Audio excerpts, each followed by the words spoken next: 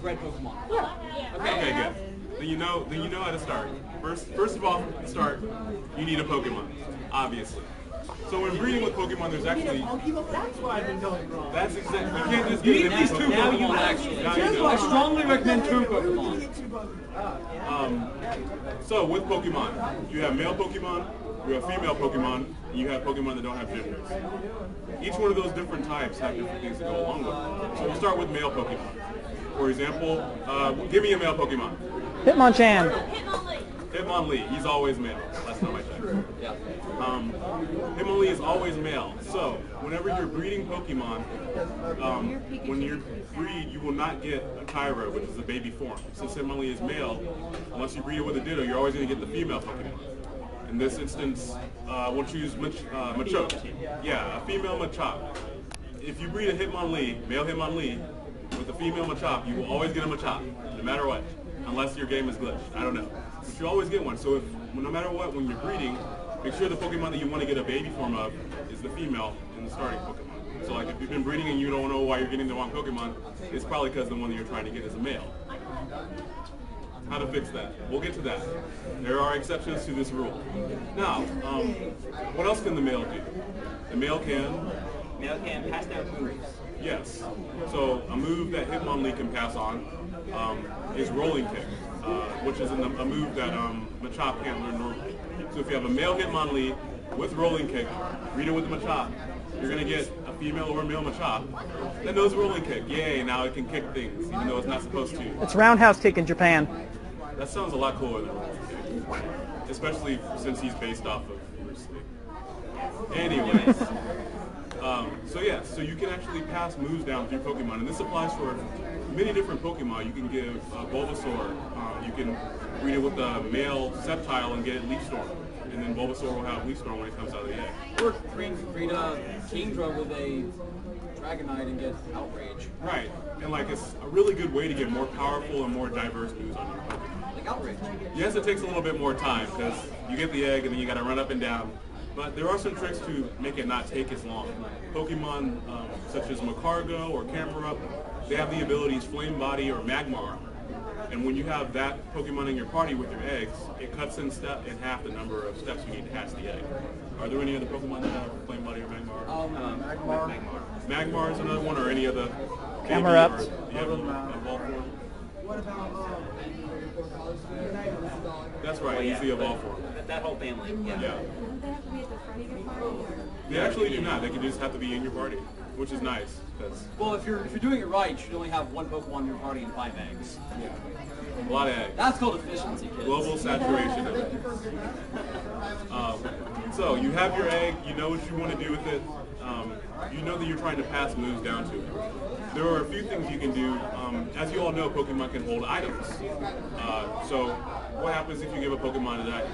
Well, there are several different things that can happen. Some Pokemon will only produce their baby form if they're holding the appropriate incense. I'm sure you all have found the rose incense in your game.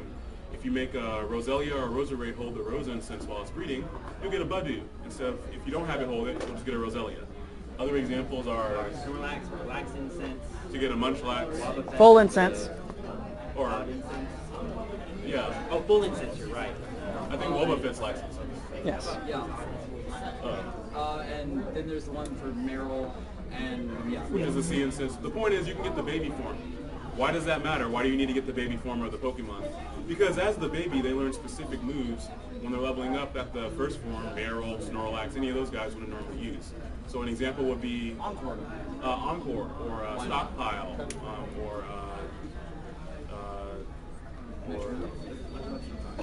yeah, you get Stockpile. But those are all moves that you have to get through the baby. So, in using different sites, you can see what the baby learns leveling up, and see if those moves are useful in your Pokemon, which is really nice. And plus the babies are cute. You get a cute baby Pokemon, give one to your girl, keep one to yourself for training, you're good. You like kill 2 birds with 1 stone there. It's awesome. Another item you can give your Pokemon, I'm sure you all have seen in the game, when you go to your Pokemon status screen, it'll say, this is the nature, relaxed, quirky, modest, timid. You can actually control that. You can control it by giving specific power items. There's Power Bracer. You can control that by giving the Everstone to the mom or the dad when you're breeding. the Everstone forces, it'll do a 50% chance of giving that nature to the baby. And it's nice because, do you all know what natures do with Pokemon? No. Natures are extremely important because they will give your Pokemon a 10% increase in one stat and A 10% decrease. in another one. And so if your Pokemon is adamant, you'll get a 10% increase in attack and a 10% decrease in special attack. That's important on, say, the baby Machop that we had earlier. We don't want it to have Modest because that would lower his attack and raise his special attack. Machop uses all physical moves, so we need him to hit as hard as possible. So it would be great if he was an adamant Pokemon, because then he's going to have a 10% increase to his physical attack. So you give an Everstone to either the mom or the dad, either one can hold it and have a 50% chance of giving that nature to the baby.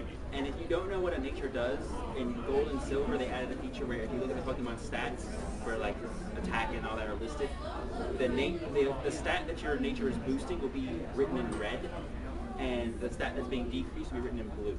Yes. So if you ever don't know what a nature I've never does, noticed that. huh? I never noticed that. Yeah, it's kind of subtle. It's nice because you don't have to go look it up online and stuff. Yeah. I think you're lying to me. It's very, very faint. He's We're not. going to have some proof right now. But yeah, natures are important. The other thing I was talking about before, the final item that it's nice to make your Pokemon from the daycare, are the power items. It's okay. The one that's decreased is outlined in blue, and the one increased is outlined in red. It was not lying. Confirmed. Canon. Never mind. Anyway, It is confirmed now. So, for those of you guys who do EV training, I'm sure you picked up the power items in game by now. The power bracer, the power anklet, the power lens, the power belt, the power... I'm getting them all now. The power... Weight, bracer, belt, lens, band, Band, the power band, anklet. and the power anklet. yeah, anklets one. Lens and Each of those apply to specific stats. Like the power anklet applies to speed. So for IV purposes, and you know that's a whole different ballgame, but you can force your Pokemon to pass down certain IVs, which are their genetic values. It's kind of like, oh, my great-grandfather was really fast, so I have inherited his speed stat. You know, that type of thing. But if you find a Pokemon that has good IVs, you can force them to pass it down. So you can hold Incense to make them have a baby form. You can make them hold an Everstone to make them have a specific nature that'll boost a nice stat for you. Or you can do the power items, which will make them pass down their genetic values. So there's 3 items Pokemon can hold in the daycare, which will be great for the baby. Like they're getting high-class babies here. If you're going to be doing all that breeding, the quicker you get a high-class baby, the less time they have to spend making it. And that's just great for everyone, because you don't want to just overpopulate the world of Pokemon with little Pokemon babies. So, that's kind of the quick and dirty on breeding. Did I miss anything? Ditto. Oh, Ditto. Ditto. Who here knows what a Ditto is? I don't. Who wants to tell me what a Ditto is?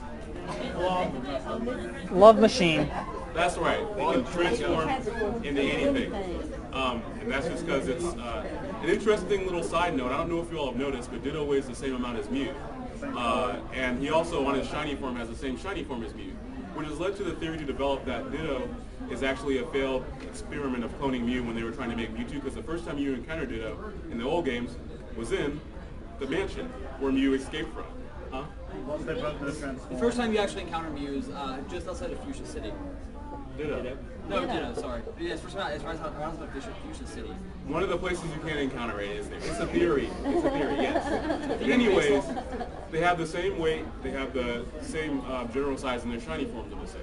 So it's an interesting theory that since Mewtwo escaped from that lab and everything burned down, and there's just a bunch of Dittos in there because they were all failed experiments. I don't know how they propagated the rest of the world with it, but it is. Well, Dittos breed a lot, if you haven't noticed. Dittos do breed a lot. So why am I bringing up Ditto in the first place when talking about Pokemon? Remember how I said earlier that there are Pokemon who don't have genders? Ditto is one of those Pokemon. He will never have a gender. Other examples are things like Porygon Line, Porygon 2, and Porygon C. Magnemites don't have genders. A lot of legendary Pokemon don't have genders. Metagross. A lot of them can't breed anyway. But for all the Pokemon that don't have genders, how are you going to get a baby out of them if they can't breed with other male or female Pokemon? The reason you do it, you breed them with a Ditto. Then you can get the base form of those Pokemon without genders. I draw one more Ditto. Another Ditto. And then, for example, the only way to get more Belden. Right. Well, like the third gen game. Exactly. Same applies to Porygon, although I guess you can add those. And another nice thing about Ditto is, remember how before I said you had to give the item to the mother or the father or whatever? You can do the same thing with Ditto. If you have a Ditto with a good nature, you have a Ditto with good genetic values and IVs, you can give him those items, and then your other Pokemon can be passing down the moves if they're the male, or Ditto can be giving them the nature themselves. So Ditto is very versatile.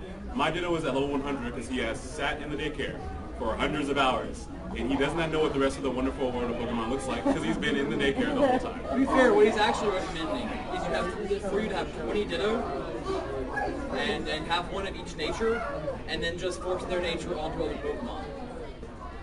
Yeah, it's probably looked down upon by some type of interest group.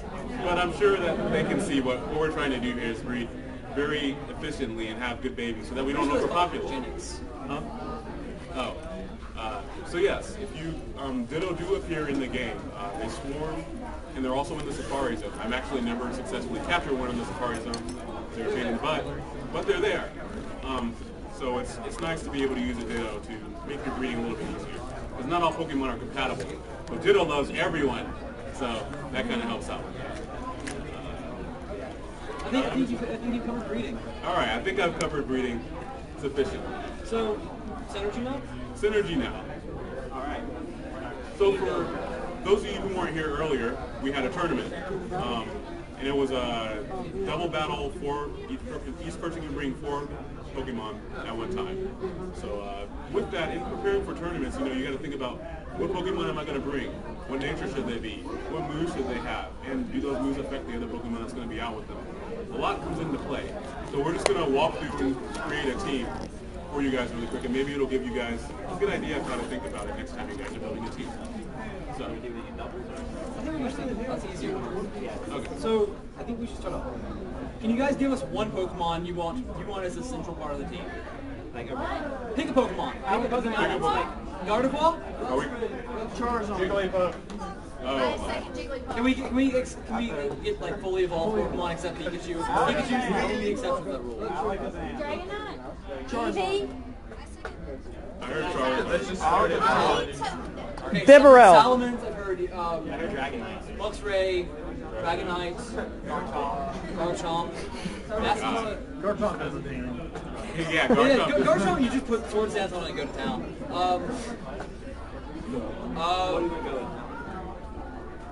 Gyarados should be easy. Can we get votes for Luxray?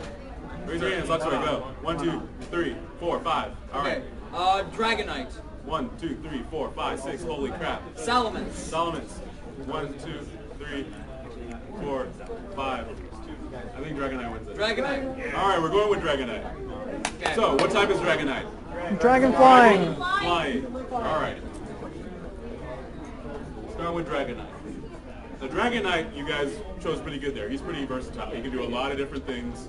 He has pretty good attacking stats, and he doesn't generally die in anything that's not named ice. He doesn't die in one hit. Or cold, or Yeah, like if it's cold outside, he's gonna die.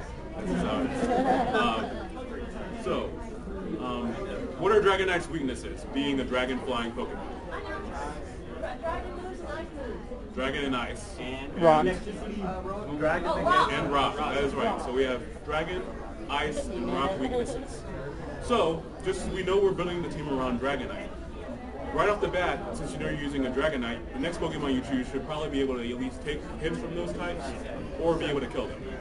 Alright, so, can anyone name a type that resists all 3 of those? Steel. Steel. Are there any others? Nothing else resists dragon. There's not. There's not. It's a trick question. So, we need a steel Pokemon. We want a steel type. Steel Pokemon that can Skarmory. take a hit. Yeah. Skarmory. Skarmory. Skarmory. The Skarmory. What else? There's got to be more. Bronzong. That's right, Bronzong. He's another good one. So we got Skarmory, Bronzong. Are we going with Bronzong? I think we're trying both now. We'll pick later. We'll pick later. So now we have, Pokemon that at least counter what Dragonite is weak against. I will note that Skarmory doesn't resist rock. No. Anyways, He doesn't, but he's a tank. spike It support. is a scarf, so he doesn't die. But he sets up spikes so in Stealth Rock, so it's easier to sweep. Exactly. So what do we have now? We have a Pokemon that's probably going to be using, any type of attacks, but it's an attacker, and we have a more defensive Pokemon. So we have Dragonite, and we have Skarmory or Bronzong. Do these two share anything that we could plug a hole in with? Like Skarmory and Bronzong, what are their weaknesses? They're going to be fire and ground. Neither of them are weak against water. Skarmory's weak against electricity. And I think that's it. Okay. And fire. But Right. Fire, ground, electricity. Those are our main issues. So, and those are actually, when you just look at those types of attacks, those are all very common. Let's attacking types. stop for a second. Is Bronzong always weak to those types? This is true. Yes. It depends on its ability. Like sometimes it has that ability that reduces its fire damage. That's right. It has electric. That's right. And so, as you all are seeing, there's many different things to take into account here. Bronzong can get rid of one of those weaknesses. And generally, the fewer weaknesses your team has, the better. I guess there's some exceptions, but generally. 8 proof for levitate. Right. So, So, knowing that, we have, for our purposes, we'll assume our Bronzong has levitate. Just for, simplicity's sake. so we're going with Bronzong officially. Yeah, sure. We'll go with Bronzong. And Bronzong with levitate is only weak against fire, which is beautiful. which Especially Dragonite if he's using rain resists. dance. Because he's not weak against anything but water, really. Okay, so we have two. It didn't work. But it exploded. Oh, it exploded so well. But, Anyway, so right now we have Dragonite who's weak to Dragon, Ice, and Rock. And we have Bronzong who resists Dragon, Ice, and Rock, but is weak to fire. Now, what can we use that would resist fire? Yeah, well, that's one option. Heatran. That's mean. What's the problem with Heatran? Heatran is a fire steel type. Yeah. Water, very common. What else is he weak against? Ground, which both those two will be immune from. Yep. And fire. That's right. He's 4 times weak against ground, actually. Which we actually don't have a ground weakness on this team yet, barring... That's the biggest problem for Heatran. yeah, which is backwards. Because it's going to be very fast and it's going to hit really hard. Assume that my problem with Heatran is that you have to assume that almost everything is going to have everyone's going to have Earthquake on their team at some point.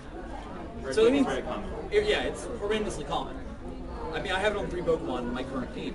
So the problem with Heatran is it's going to do 4x damage to him, which he doesn't have much of a defense anyway.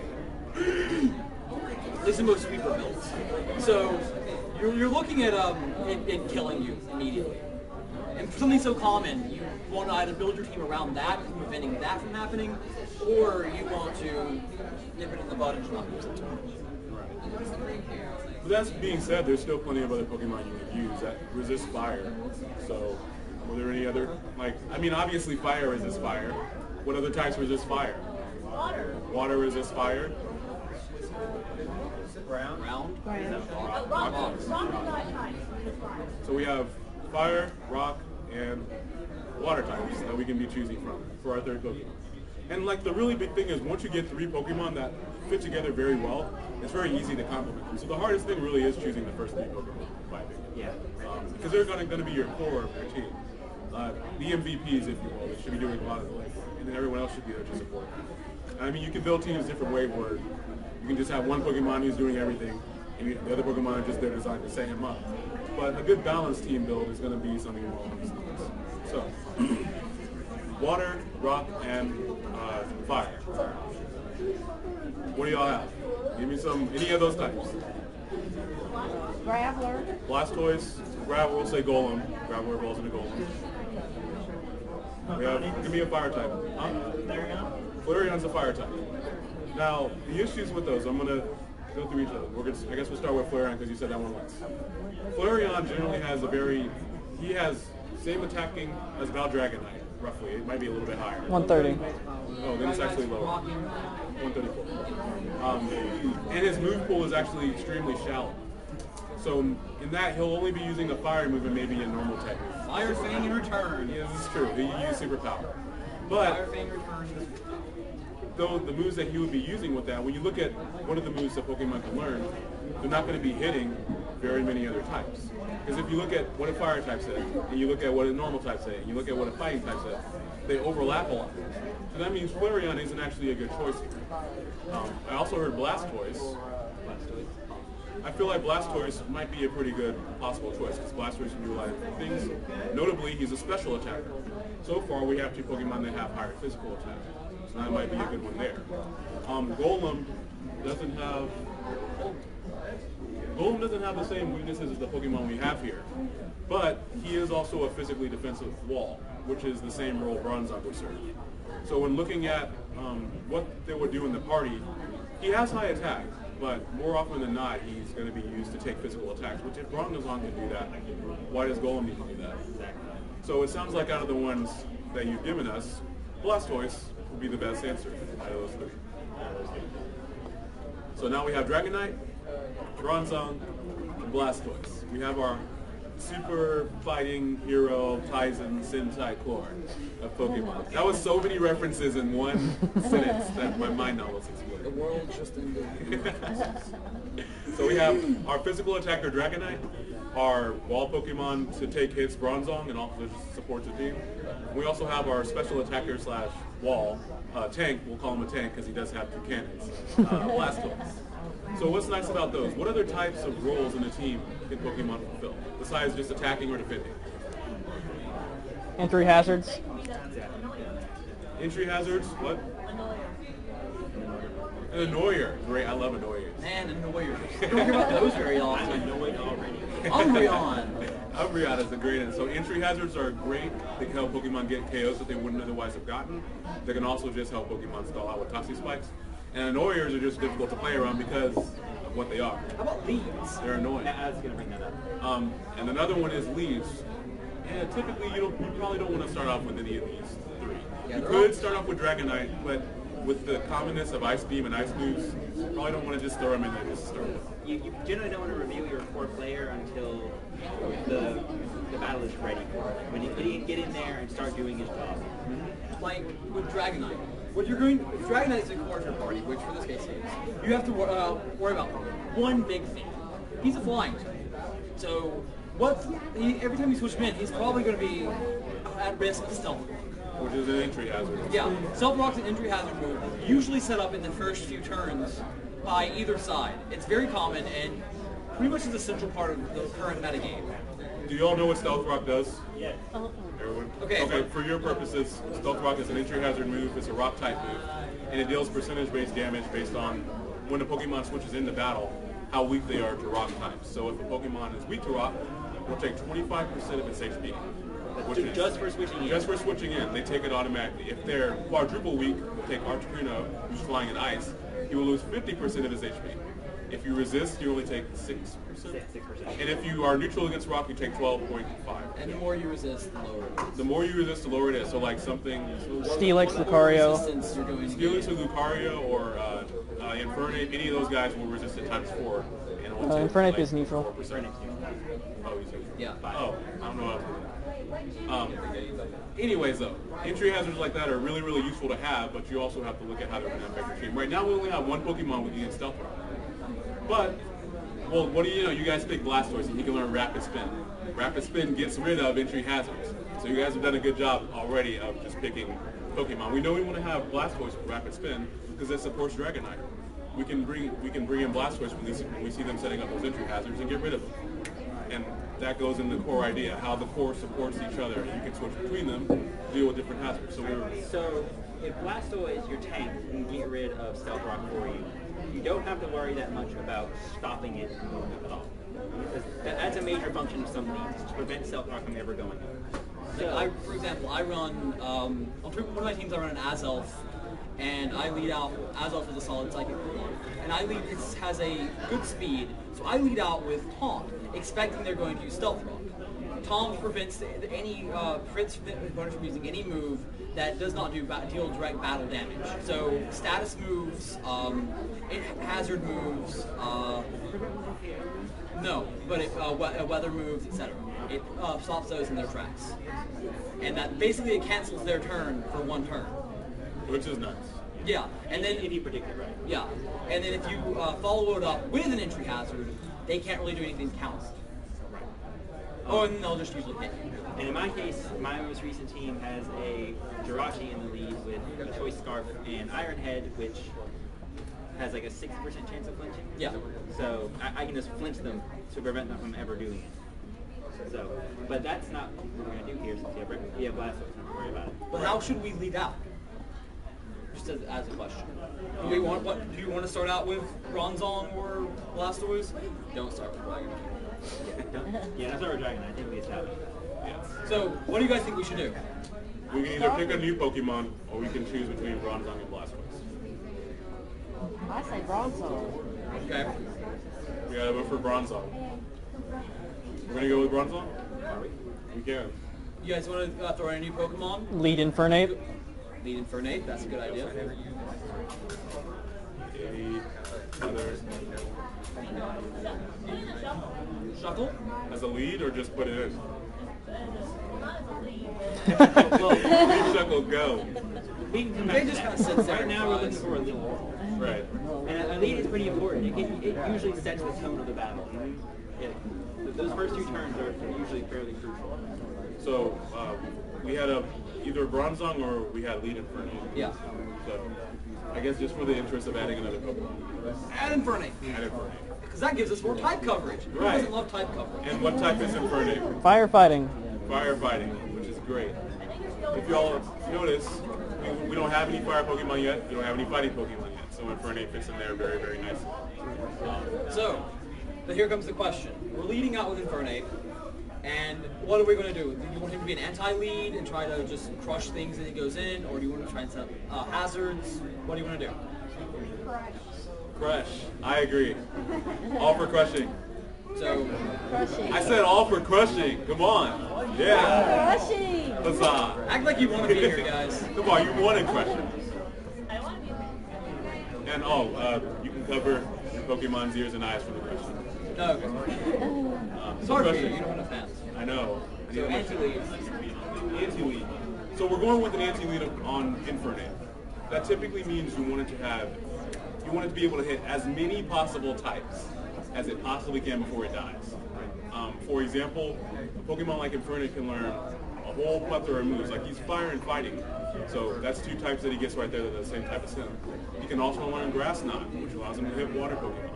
He can also learn exactly like he's a good lead because of his versatility. He can also learn moves like Fake Out, which have priority, or Mach Punch. And that means even if he's slower, he still gets to punch something in the jaw before he goes out, which means he can take out maybe one more thing. And it goes on the line of crushing it if he can.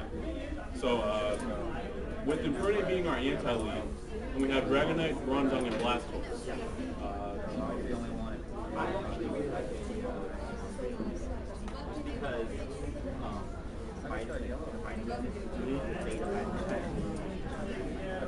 This is true. Earlier, one of you guys mentioned Annoyers, and one of the best annoying Pokemon that I hold near and dear to my heart is Umbreon. Umbreon is not only very good defensively, but he evades certain types of attacks. Like, unless you're hitting Umbreon with a physical fighting attack, it's probably not going to go that too easily. And what did you know, when on our team we have a fighting resist in Dragonite. And you don't have to worry about the Stealth Rocks as much because Blastoise is going to be in there spinning them away. So, If they get down at all. if they get down at all. Infernape actually is pretty quick, and he can probably knock out most stuff that would be trying to send it up, which is nice. I'm actually looking forward to 5th gen because they're giving Blaziken speed boost. That's going to be it. Oh, and for your purposes, Stealth Rock right now is actually a TM. In Black and White, it will no longer be a TM. So put Stealth Rock on all your Pokemon now, because you won't have a chance in Black and White. Anyway, so we're going to add... spoilers for anyone who was trying to avoid it. Sorry. I don't That's a really... Some people, Some people are picky about their sport. yeah. True. I won't say anything else about Black and White. Anyways, Umbreon. Umbreon. Everyone okay with adding an Umbreon to our Fantastic Four? 5? Sure. Good? Yeah. Umbreon. You all know what type Umbreon is. Storm. Alright, I had to check. I need an Umbreon question. That'll be nice. Yes. Bait. Yeah, we'll go there. Also, Dragonite resists Bug, which it's also weak to. Which he also resists. So if you all look at what let's just take a second and look at what we've done so far. We started off with Dragonite. We looked at his weaknesses, and we chose something that specifically blocked those weaknesses. And then we made, from that, another branch saying what blocks Bronzong's weaknesses. And we had a 3-person core. From that, we branched off of that and said, what type of tone do we want to set at the start of the battle? And you all determined that you would just rather crush whatever the opponent's lead was rather than try to get up stealth rocks or set up or anything like that. So we chose Infernape for that.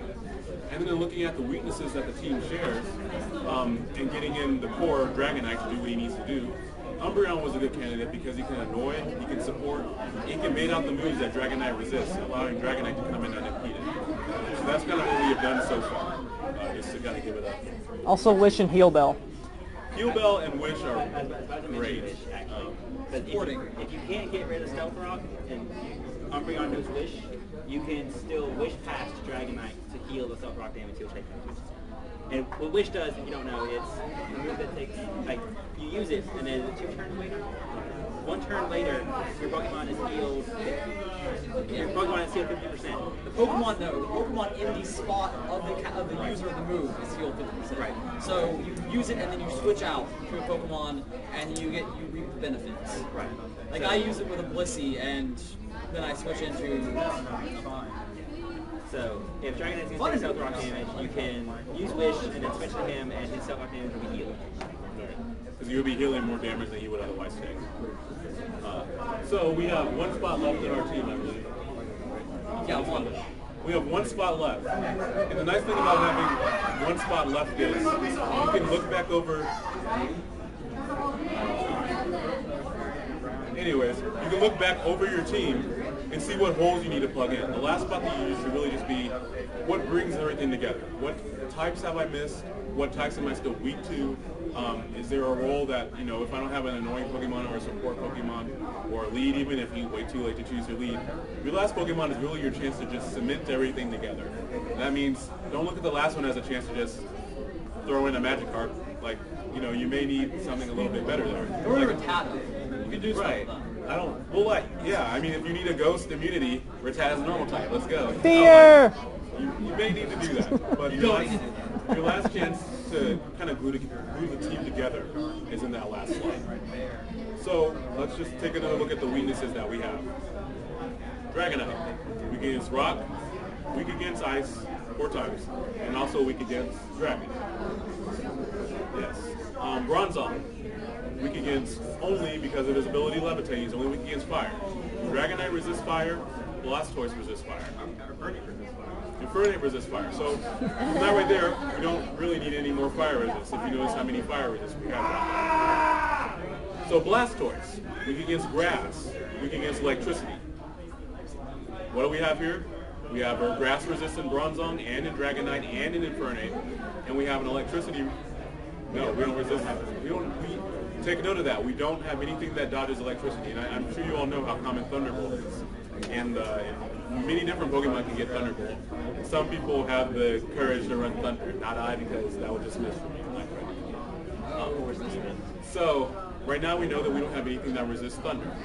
Our lead, Infernape, he's weak against Water, which Blastoise resists, and also Dragonite. He's weak against Psychic, which Bronzong will resist ×4. And Umbreon's immune. And Umbreon nullifies completely, which is really nice because Psychic is also a real common, at least from my experience. It never goes away. And also he's Water. He's also weak against Flying, which isn't, flying attacks really aren't as common, but it's still good to know. But guess what? We have a resist for Flying. It's Bronzong. Bronzong is resisting a lot for this team. Still, Pokemon have a lot of resistance. We have nothing to get rid of electricity.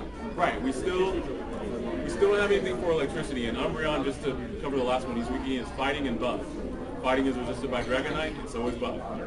We actually picked Umbreon for his weakness. Right, because he brings the team together and he's also supporting.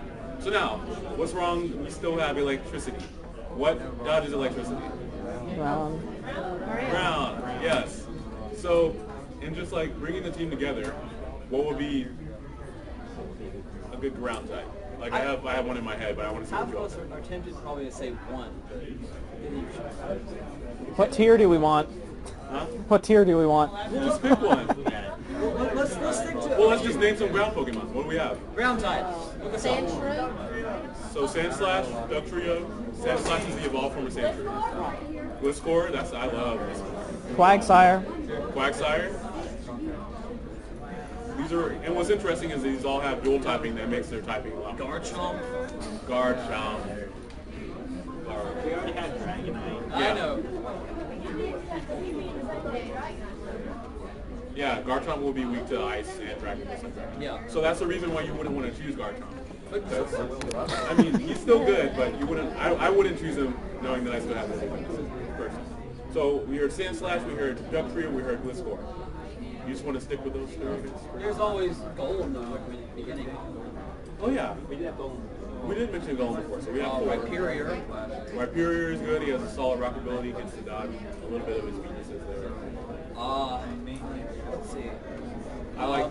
There's a Paladin. Quagsire. Quagsire, Swampert. Torterra. Portera, yeah, we don't have the grass type on it.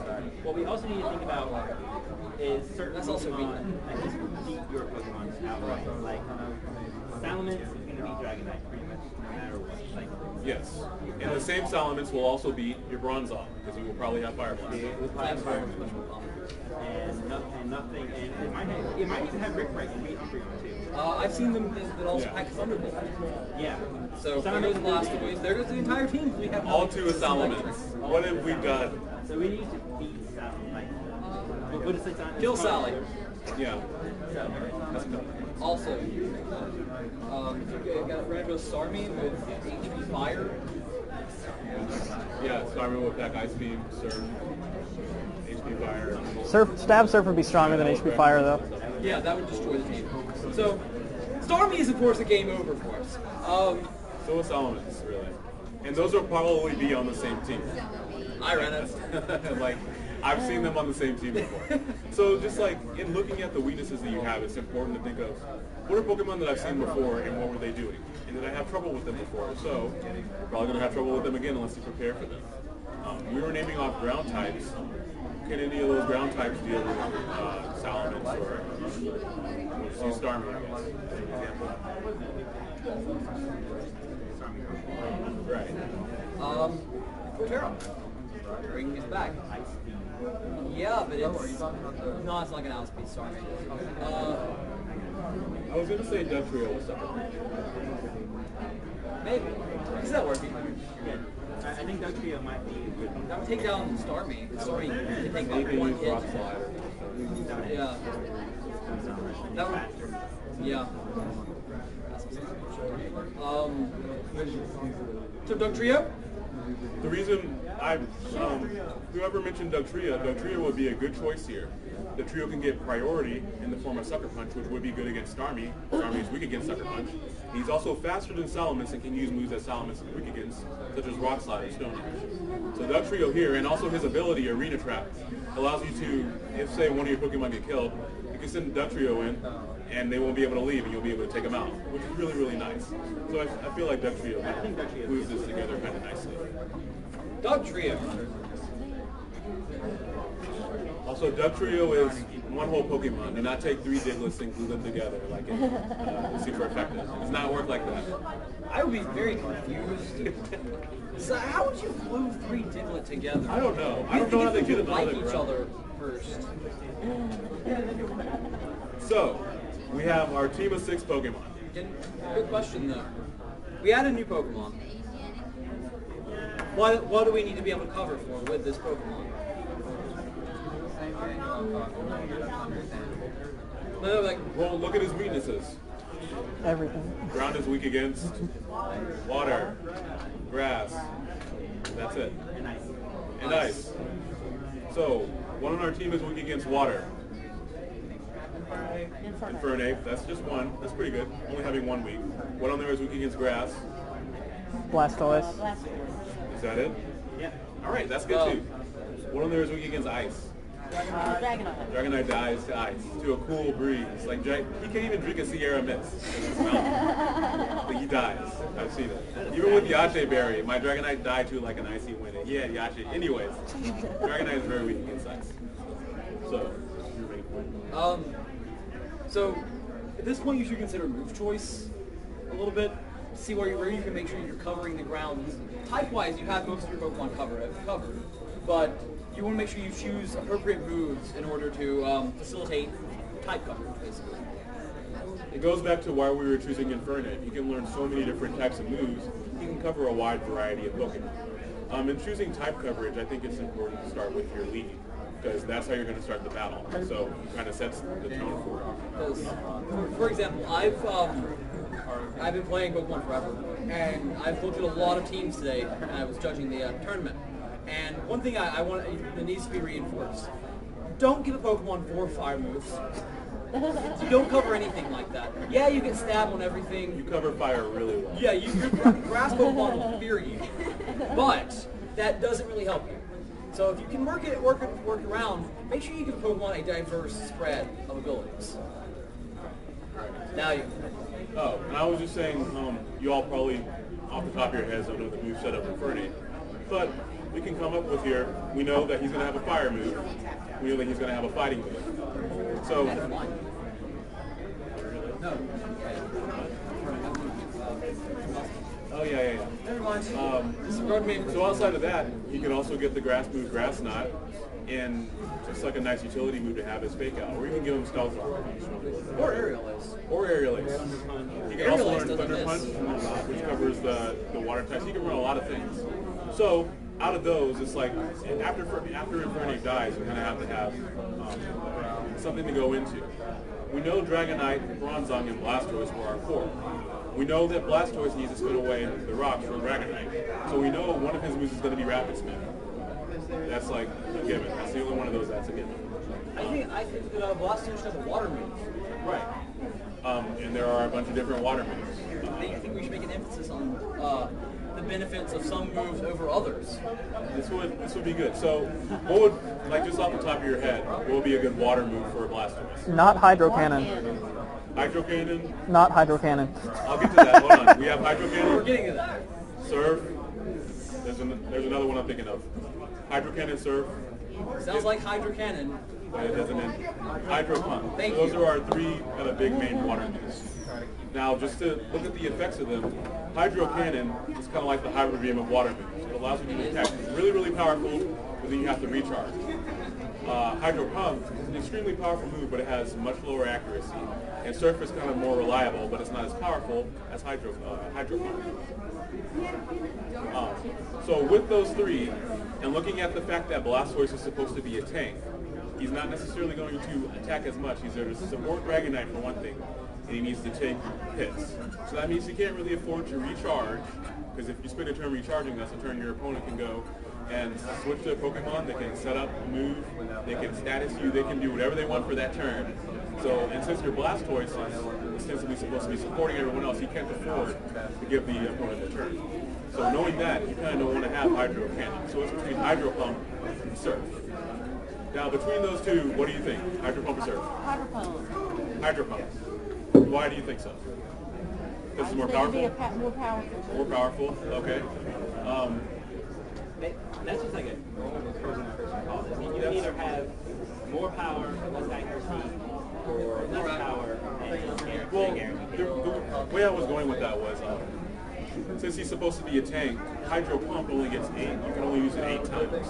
And that's max PP. And it's going to miss. And it's going to miss, especially if I'm using it, it's going to miss. So you have only 8 shots. And Blastoise is probably going to live a while. He's going to come in, he's going to come out, he's going to shoot off some Hydro Pumps, he's going to miss a few, but he only gets 8.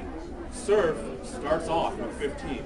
That's without even using PP max on it. 24 count. He can use 24 Surfs. And since Blastoise can live a lot, he can take a lot of hits and he can dish them back out. It makes more sense in this case specifically to have Surf on Blastoise because it just gets more PP and it's much more reliable than Hydro Pump. There is a chance you might want to have a special attacking Blastoise and have it with Hydro Pump. But since ours is a tank designed to take hits and support the rest of the team, we don't want to risk missing, we don't want to miss a recharge or anything like that. So for our purposes, it makes more sense. Yeah. Ice. Right. So since we're still working on Blastoise, okay, we only have a little bit longer, so I just want to nail out a few of the other moves on the other Pokemon. We haven't picked any moves for Bronzong. We know that he has Levitate. We know he resists a whole bunch of stuff, right? And we know that he's defensive Pokemon as well. But what moves should he have? Like Bronzong can actually do a lot of different things. Are any of you guys familiar with Bronzong? Stealth Rock, Hypnosis. Huh? Stealth Rock, Hypnosis. Stealth Rock, Hypnosis, and the idea of Hardy, he can learn Iron Defense. So we'll say Iron Defense. That's 3 stages. That's 2 stages. Gyro Ball for an attack move. So as you guys see, there's a bunch of different things he can do. Explosion. Explosion is nice. Go out with a big bang. So since our Bronzong is going to be also supporting the team like Dragonite, you can have him do any of those things really. You can have multiple of those that you just mentioned. I think I personally would choose Stealth Rock, just because you know he's going to get it set up, and he's not on a lead, so the opponent might think that you're not trying to set it up and they won't try to stop him.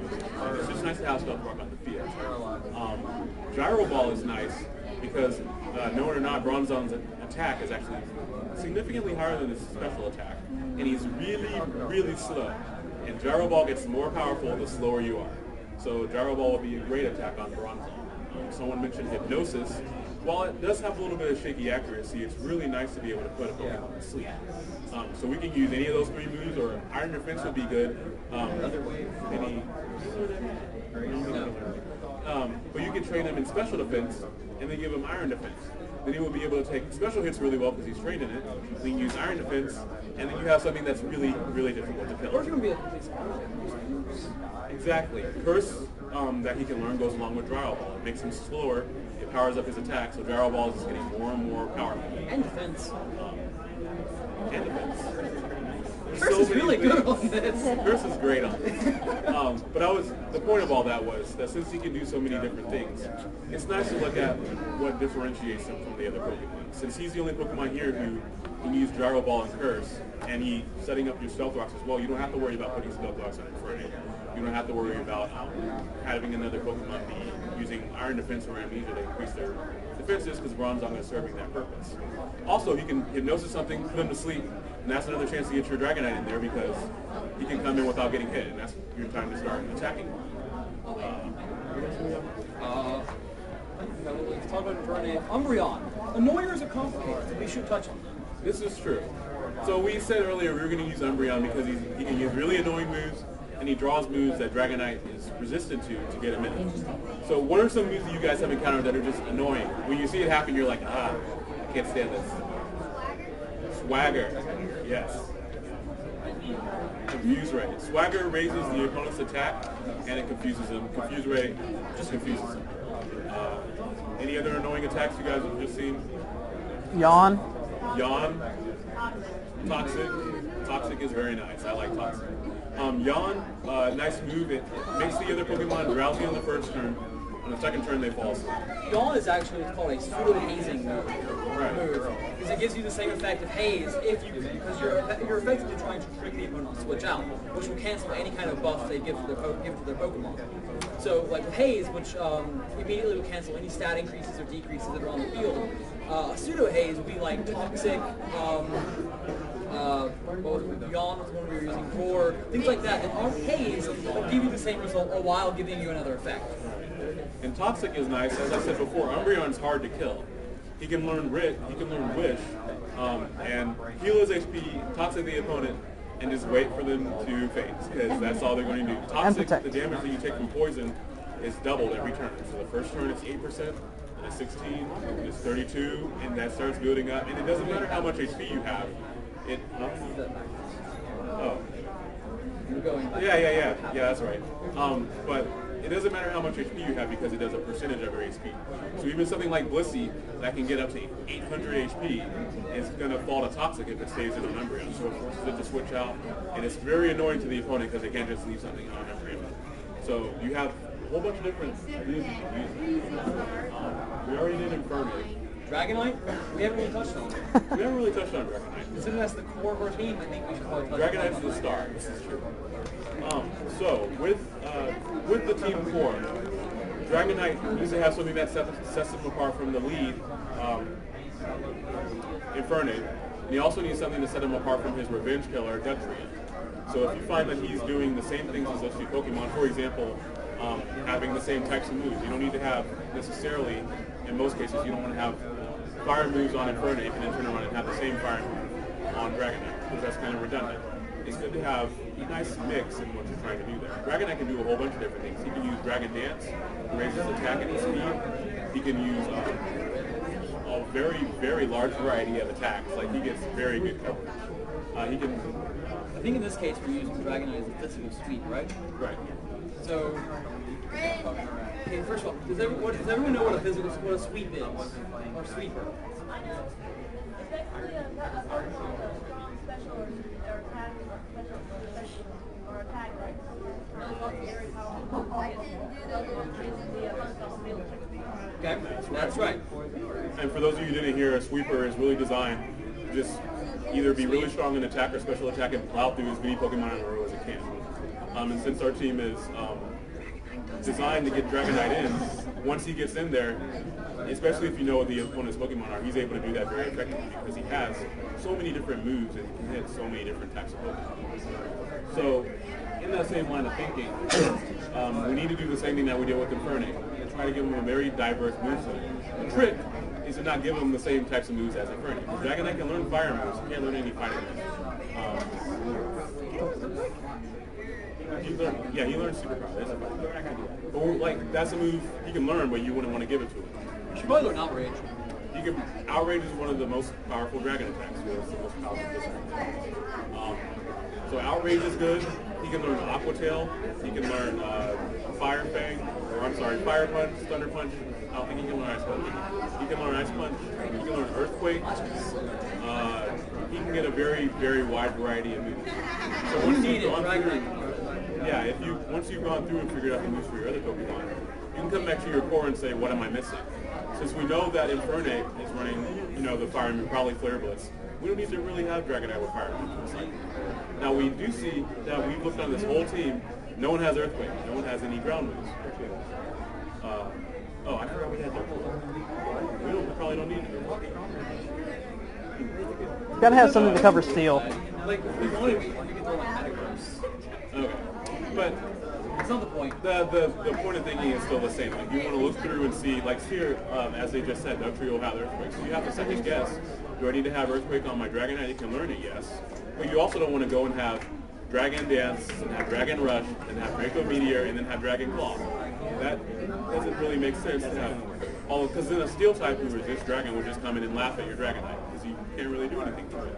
But knowing that a Steel type resists your Dragon move, look at what Steel types are weak against. They're weak against ground, and fire, and fighting. So three things where you already elected not to Dragon. Right, but again, it's you would look in your team to see what holes you can fill in. Like if you have to have one more ground move on Dragonite, but it's because it's very likely that you're going to encounter another Steel type that Dugtrio couldn't take care of, and it might be appropriate. In like Skarmory is a Steel type who isn't hit by ground type, so is Bronzong. So maybe you need another Fire type because your anti-lead. I normally end up leaving in my anti-lead until his is KO. And that's just because he's able to hit things so powerful. And switching out kind of loses some of it. So Infernape might not be around, but you might not have another fire type. But you don't want to have a ground type on Dragonite. You don't want to have it on Dugtrio and then have it on a third Pokemon. Like, that's kind of overkill. You want to balance it and see what your team actually is. Yeah. So the point to remember is that especially no Pokemon, but no teams can be able to beat everything. There's too much out there. You just need to cover as much as you can. Sometimes you have to lose. Yeah, sometimes it happens. Yeah, you need to cover as much as you can to account for as much as possible. And in this case, I'd say that Earthquake is a lot more. Yeah, so that would count here. So it's really up to you. Like whichever one you think is more threatening, you can cover. But you can't do both. So, I think an important note is, not necessarily entirely related, but a lot of times, people are going to say, oh, this Pokemon's stronger, this Pokemon's better, but or you probably can get away with using Pokemon you like, as opposed to just less powerful. For example, someone here uses an Azumarill. which is awesome, and a Venusaur. And I think I really want to impress upon you all. Just have fun playing. Yeah, you'll see teams with Salamence, Garchomp, Dragonite, Irachi. Listen. Like, I have fun at things. maybe that's fun for that person, but just because that person has fun running those, use what you like. If you look at a Pokemon that you like, say you guys like Vileplume, look at what type he is, and build a team around Vileplume. That'll allow Vileplume to perform much more better than just saying, oh, I like Vileplume, so I'm going to throw it on a team with 3 other grass types, and then you have a really big fire defense or a really big ice defense. Like on this team, it will be a bad idea to move something and just switch in Vileplume, and you have 3 things weak against ice, and you have 2 things weak against fire. Like this team, it wouldn't make sense. But use what you like, and use it in context of the rest of your team. So I think we're about done. Do you have any questions? No? Was this helpful at all? Yeah. Did you all learn Yes, something? very. All right. Well, I hope it wasn't too much of an overtime. What's that? Oh, I forgot Shuckle. Shuckle.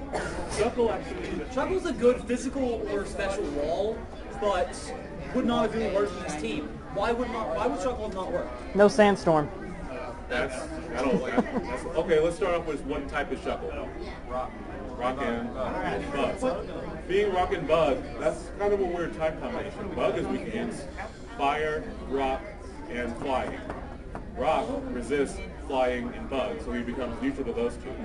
So he's still weak against Rock. Rock doesn't resist.